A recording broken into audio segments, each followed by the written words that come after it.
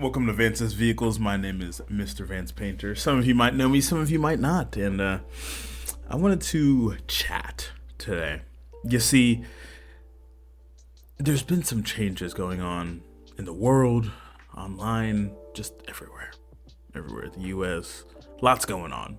And if you haven't noticed, open up your phone, open up a newspaper, do something media related, and I'm sure you can see that something is changing. It's developing.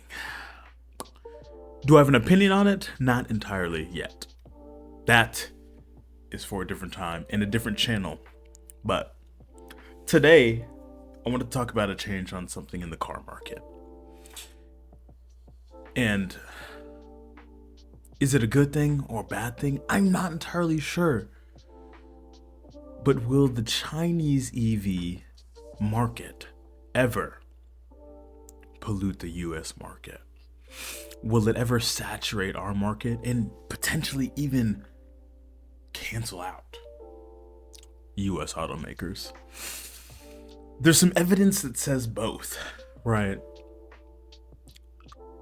There's an argument to be made that a president like Trump, or any president for that matter of fact, I'm not saying I advocate for Trump, just want to get that out there, would say that they would not let that happen.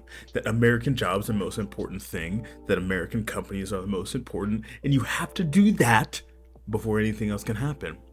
But what do you think? Do you think that it is possible for us to live symbiotically, or does one person win in the end, right? Because we are not at a time of war. Nobody is physically fighting each other, China versus US, in my opinion. But economically and politically, technology, we are at a crossroads, let's say. And there's definitely some potential issues coming our way. And I wanted to take a look at it today. I brought up a few articles here, and just wanted to make sure I had the right stuff loaded before I swipe down here. Let's get me a little shrunken mini Vance there. And we're actually going to start off right here. And these are all CarBuzz articles.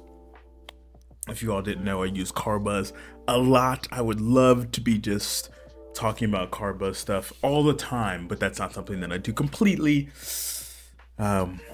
I'm really trying to commit in 2026 to making more long-form content, more radio style, you and me just talking, not crazy edits or anything like that, just talking about what is going on. It's not, I don't know. We'll see how it goes. I don't know if it's going to be the easiest, the hardest. I have a pretty hardcore job. I'm a sales manager at a dealership. If you are interested in buying your next vehicle from me, please give me a shout down in the comments. Reach out to me. All my information is below. I am here for you. And maybe I should do like this guy Orlando. What do y'all think? There's this guy Orlando who does like car loans. He's got like his own newsletter. I've been thinking about doing something like that, or I don't know, some sort of other interactive way that we can all talk as a community. I know people do Discords or whatever, but this is, there's so much to do, and I just feel like I don't have all the time in the world, right? It just is what it is. But anyway, I want to talk about a few things here. This article actually says Canada opened its doors to the cars American automakers are scared of. And the thing is, it has now opened itself to the cheap Chinese EVs. Right here it says Canadian Prime Minister Mark Carney, hopefully I'm saying his name correctly there, announced a new trade agreement that would see Canada slash its tariffs on EVs from China from 100% to 6.1%. If you did not know, right now, the United States has its tariffs at 100%, just like Canada did. We used to have a deal that was similar to the Canadian deal was similar to the US deal, both at 100%. Canada said, you know what, with the things that are going on right now, we're dropping them. Is this a problem? I don't know. It could be. The thing is, though, Canada will limit the EV sales to 49,000 EVs per year to start. Let's get that there. The thing is, if the demand is high enough, will that continue to raise? Let's get this out of here. If the demand is high enough, will that raise? Right. Now, by 2030, half of them will have to be at a price of 35,000 or less, which is about 25,000 US dollars. I want you all to remember this point right here. Half of them will have to be at a price of $35,000, that's Canadian, or 25,000 US dollar. Just want you to remember that, okay? That's for later. For the record, right here, we're gonna scroll down a little bit. And this was an interesting point here too. Carney told reporters the world has changed. And he's talking about the relationship between the US and Canada, right? Trading relationships, he says it's worsened, right? Is this political turmoil? Is this tension because of a president? Or there's an argument here that says that we are trying to take back our power. What is truly going on? What is happening? Oh my goodness. So, for the record, 49,000 EVs is about 3% of the Canadian new vehicle market. That's not much. That's not much. I mean, 3% is not like, oh no. But again, I question to you, when it starts there, what will happen later on? Will that continue to increase, right? That is the biggest part of what I am worried about. Now, there are tariffs on so many vehicles at the moment, but the fact that they dropped the Canadian tariff, the Chinese tariff in Canada is wild. Absolutely wild. Now this, I believe, is a picture, just so you all can see, of one of these Chinese vehicles. It says Great Wall Motors, so I'm guessing this is one of the Chinese EVs. The other question as I'm talking about this is, where is the demand for EVs in general? I mean, right now you have Ford canceling their entire line. Basically, they're going into a more of a hybrid state. You see that Stellantis still has not dropped their truck, their EV truck, their electric truck. It's probably never going to drop based on the prices of them and how much it costs to make them in general. It just doesn't seem like Americans really want this. Does the rest of the world, though? Does it work in Europe? Does it work in Canada? Does the infrastructure of Canada work for the EV model in its current state? So many questions. So many questions. Now, I think that is all. Nope. Here we go. So, this was wild. So the Ford CEO, Jim Farley, had this to say. Check this out. I was very humbled when we took apart the first Model 3 Tesla and started to take apart the Chinese vehicles. When we took them apart, it was shocking what we found, he said. Shocking. Has spoken to the country's industry multiple times, calling them far superior to US counterparts. He's basically saying that the US EVs are trash compared to the Chinese ones. They're garbage. Garbage. Throw them in the trash. Tesla's basically cooked, is what I believe the kids are saying. The synopsis of this article here is that China poses a clear and present threat to the auto industry in the United States, or US, is what it is said by US automakers, along with others, delivered in a warning to the House. US automakers think so. They think it's all going down. I just wanted to get this one quote out of this other article here too, and that's just as a reminder here. It says, in the US, the government has placed an enormous 100% tariff on vehicles imported from China. We already know this, right? And it's basically saying, oh wow, it's snowing outside, y'all. I just saw a kid getting pulled by a truck and it had a sled behind it. It says this new Chinese sedan isn't a Porsche, but it identifies as one, and they're talking about this right here. Okay, I don't even know how to say that. No idea. So, it sure does. That backlight sure does look like one, though. Sure does look like one. So, this is a little scary for many manufacturers. Now, I am part of the used market, but I've always wanted a new car store. And there's so many things swarming through my head. I'm going to click on this next article as we have things going on. I should exit out these. I'm sorry. I still had these tabs up, y'all. I needed to get a highlighter going.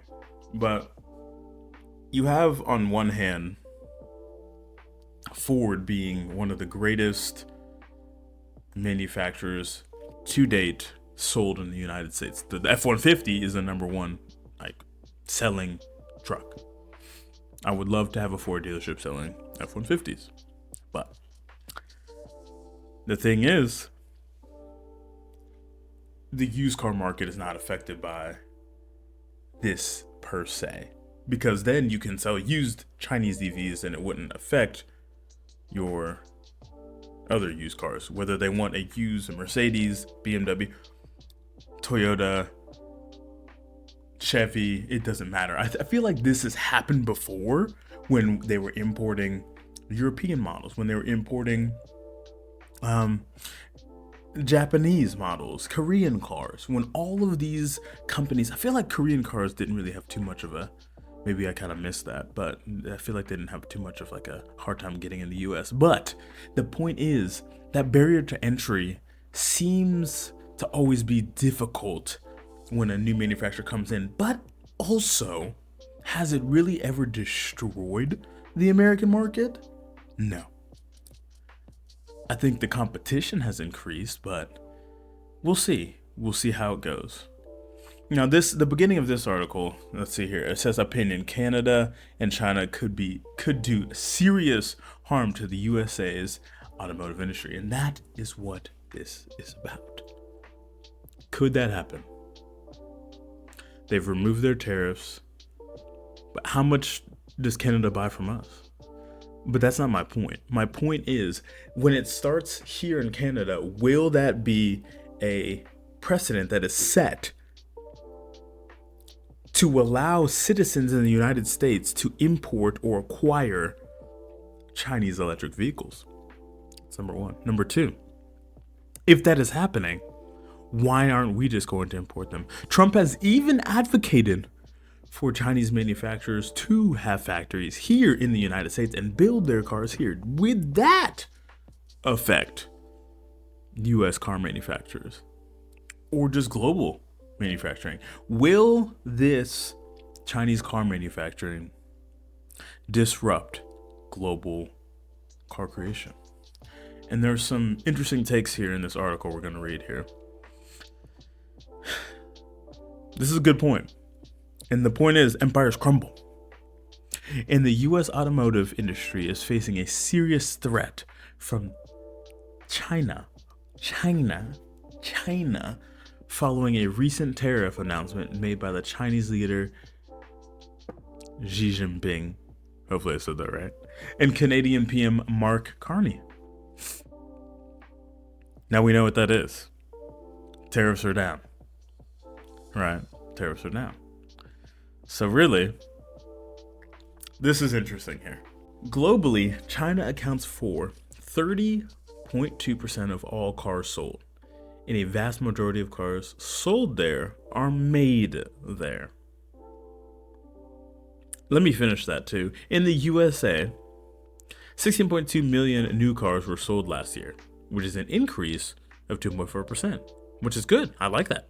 I like an increase. It means we're back on the buying spree. In China, 34.4 million cars were sold in 2025, which is an increase of 9.4%. And I believe it's not that easy to buy a car there. My point to you is, there goes that kid again. How fun is that? Can a Chinese automaker beat us? And right now, Tesla would be their biggest competitor, right?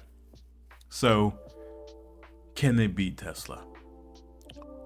Based on what I've seen so far, it's possible. They're cheaper and they're better quality for what you get for the dollar. But now, does it last as long? I don't know. I don't know if any of this will work.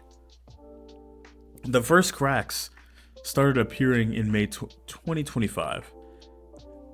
Check this out, y'all. I'm remembering these things as it's happening. That was the first time BYD, which is a Chinese car manufacturer, which stands for Build Your Dreams, outsold Tesla in Europe.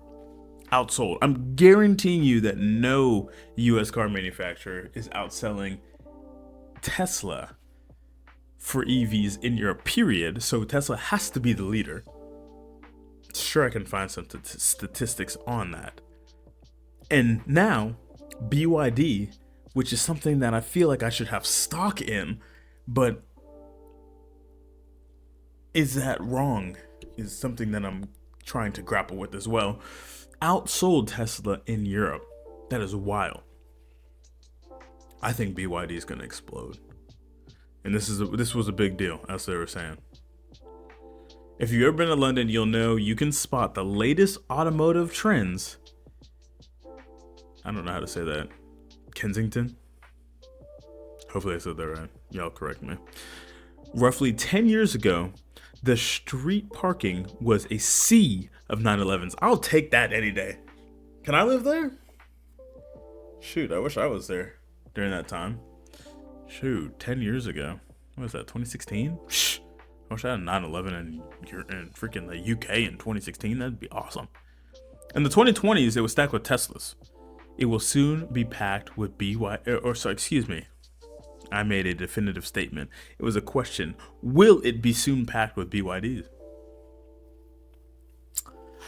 What do y'all think? Will it? Because that is an interesting take on what is to come. Now, it seems likely if you look at the numbers. BYD sold 2.25 million battery electric vehicles, BEVs, whatever, in 2025, while Tesla only sold 1.63. Let me go there again. 2.5, 1.63. To make things worse, this is the second year in a row that Tesla sales have declined 9%, while BYD sales increased 28%. Now, to be fair, Tesla is very niche. It was very manufacturer, it was very cool kid, tech cool guy could buy them, and the people who have bought them have bought them. They might be buying the new one, but truly, it's kind of still trying to catch on. I think most of America's not there. I think China, who I believe has quite a large population. I was going to say larger than ours, but I can't confirm that. So, I think the need for cars right now we're in a different stance. We had I think the China's been catching up to where we are for the longest time. Now we're about running the race even. If not, they're right behind us when it comes to technology, infrastructure, just the way of living, the standard of living. 20 years ago, they were nowhere near us, but that's changed. It's changed dramatically. And that's how life works, especially in a newer technological era. Things happen faster. But are we as Americans trying to continue to progress? Or are we comfortable with where we are? Will we fall based on that? Will comfort take us down? That's another hot take for another time. Let's get back onto cars here. So let's look at the two cheapest cars. So the Model 3, which has a standard range of 332 miles, sells for €37,990. BYD's cheapest car, the Dolphin Surf, terrible name, by the way. I'll take the Model 3 name-wise any day. The Dolphin Surf, It sounds ridiculous. It starts at about 18,675 euro, and comes with only 137 miles though. That's terrible, awful. I mean, double that, and you're still nowhere. You're still not there. You're still not at 300 even yet. What? 270 or something like that. That's terrible. So, but if you pay the 21,975, which is a little bit more for the Dolphin Surf, you can get 200 miles. That's still not 332, and at that, is 300 miles enough? I feel like people want the long range. Aren't you all worried, just like with this? Aren't we all worried about our phone running out of juice? Just like you would be worried about your car running out of juice? Like, I know when I drive an EV, I get freaked out anywhere below like 30%. Anything below 100 miles, I'm like, ooh. So this being at 137 miles, I'd be freaked out all the time. Like, I don't know. Just gas is so accessible and it's so easy. You just put it in there, you go. So there's still an argument. Is the EV market even something that will take off? Are we ready as a society? Here's another, I believe. This is, so this is the Dolphin Surf. Right here, I can see it. BYD Dolphin Surf. This is an ugly car. It looks like a scrunched dolphin. I will give them that. It also looks like I don't know, some sort of Kia or something. It doesn't look very good though. And there's the back end of it there. This design is very strange. These handles so far from the door there, but I guess the door had to be high up. I don't know. Very, very strange looking vehicle. But is that all? Oh, a little bit more hot take here. So not me saying but the person writing the article here. I think that's why the Canadians capped sales at 49,000 per year. Looking at other countries, it's a roughly 2 years for the Chinese from entry to making to their top 10 sales charts. 2 years. The value for money is off of the charts. Oh my goodness. The value for money is off the charts. And you have to be the Chinese government subsidizing. And the Chinese government is subsidized. They're subsidizing the automaker. In general. Because they own stake in them and they want them to succeed, right? That's the whole thing. So in theory, they could consume an entire country's automotive market by using subsidies and then boost prices once they're done. What a hop, skip, jump, and a leap to absolutely taking over an economy. I'm not talking about the entire economy, but just like the car market economy, which is a huge part of our GDP. And a part of so many other statistics in which we judge things off of, such as interest rates, the pricing indexes, purchasing, all sorts of stuff. Oh my goodness. If that were to happen here,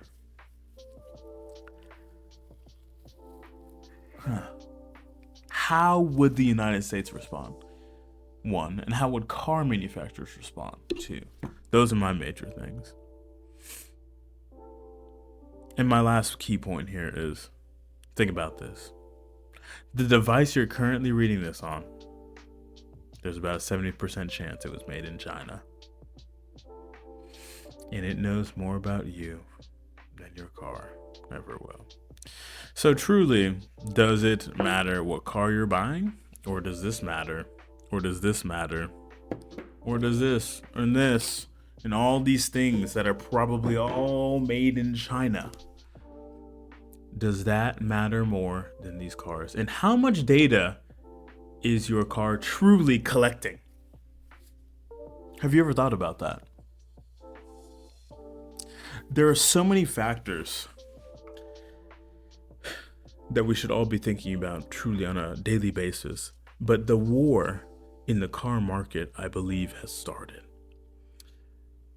And it was peaceful for a while. And we had tariffs in other places like the small truck market because of this. And